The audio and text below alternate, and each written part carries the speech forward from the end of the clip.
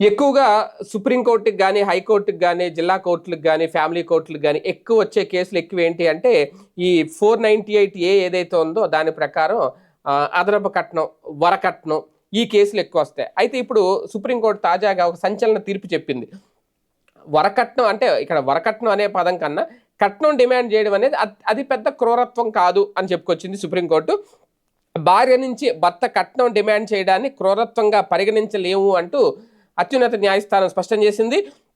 భర్త అత్తమామల నుంచి వివాహిత మహిళలకు రక్షణ కల్పించేందుకు 1983లో ప్రవేశపెట్టిన ఐపీసీ సెక్షన్ 498 ప్రకారం కట్నం డిమాండ్ చేయడాన్ని క్రూరమైన నేరంగా భావించలేము అని వెల్లడించింది.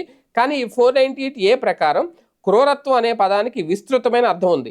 కట్నం కింద ఆస్తులు కానీ విలువైన వస్తువులు కానీ ఇవ్వాలి అని డిమాండ్ చేయడం అయితే చట్టవిరుద్ధమే. అయితే కట్నం కోసం మహిళను శారీరకంగా కానీ మానసికంగా కానీ వేధించడం కూడా క్రూరత్వం.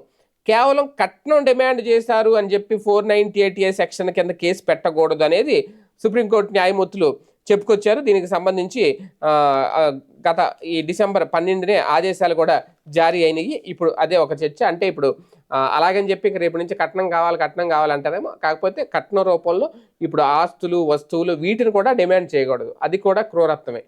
కాకపోతే ఓన్లీ కట్నం కోసమనే మాత్రమే 498 కింద తీసుకురావడం అనేది అది పెద్ద క్రూరత్వం కాదు అనేది కోర్టు చెప్తోంది.